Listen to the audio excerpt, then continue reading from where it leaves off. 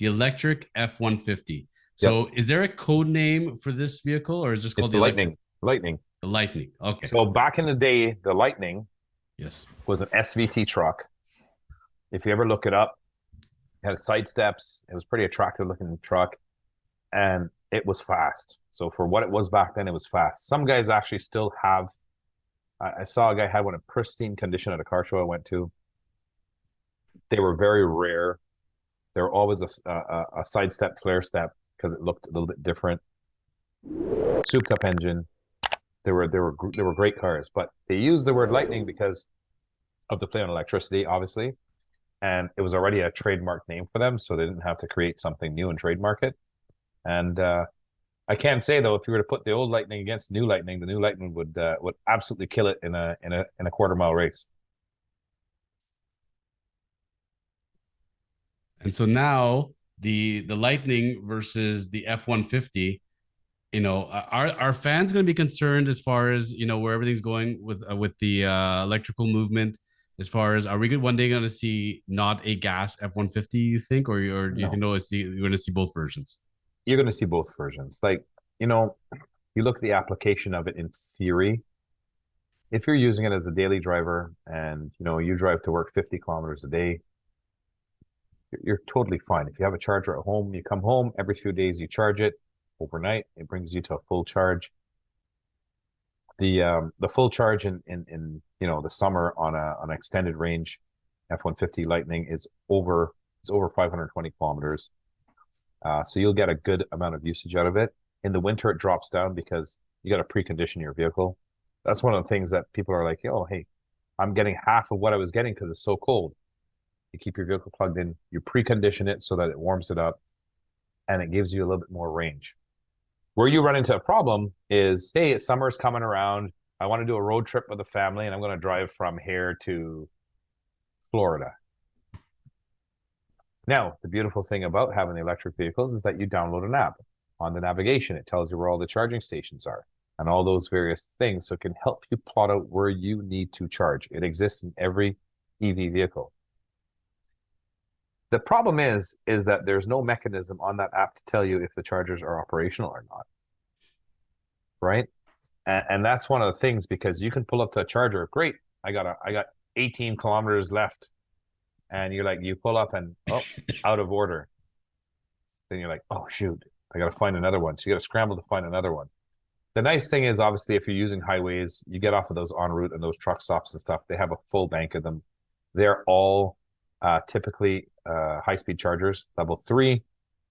They'll get you within about 20 minutes or so. It'll get you back 80% of your charge, because it does not go beyond 80 on the high-speed chargers to protect the battery.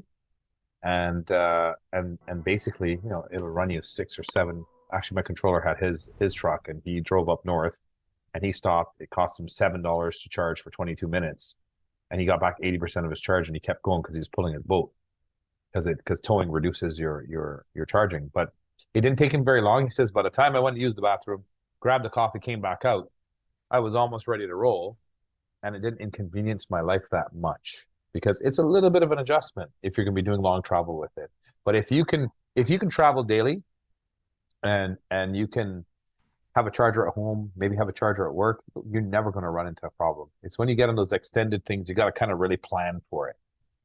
But keep in mind, 500 and something kilometers, over 520 kilometers to a full charge is still pretty significant.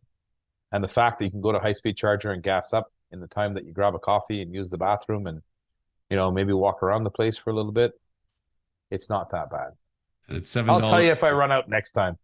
Please, please.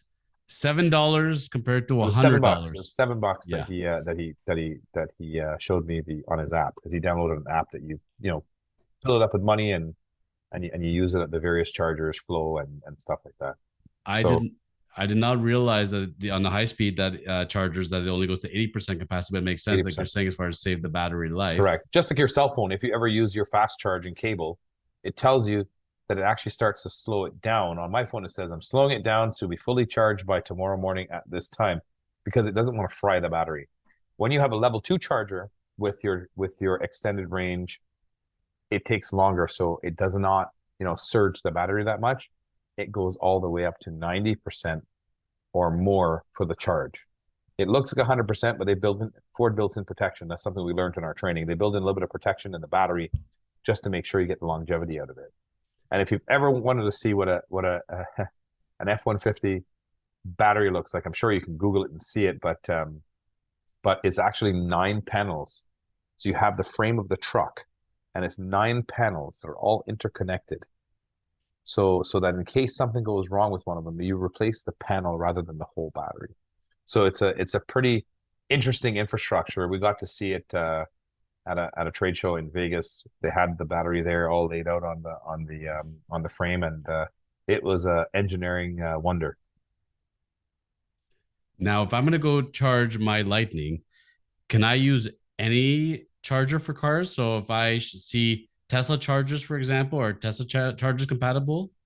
So currently, if you have a model right now, they're not. However, Ford and Tesla just put together an agreement where they're going to have adapters, and that's going to allow them to utilize each other's charging network. So here's the thing: as a manufacturer, what Ford is trying to do is make its charging network extremely large across North America. Okay. It helps them attract more people from buying the EVs. It's going to stop all the range anxiety because you have an available high-speed charger at any Ford dealership that's public facing. They're not free, but at least you have that. And now the fact that they're going to tap into the Tesla high-speed chargers as part of their network as well too, and vice versa, it's going to make life a lot easier for the switch to EV transition, right? So who knows? I mean, every manufacturer is going pretty strong with it. If you look back at some YouTube videos, back in the day, they had these little cars, and there was a guy in England that was making electric vehicles. And it was supposed to be the next big thing in the 1960s, somewhere around there. I'll have to show it to you next time we get together, so you can understand what I'm talking about. And that died a natural death. But however, when you look at the manufacturers now from marketing and from the standpoint of planning for the future, there are no plans that don't have EV involved in it.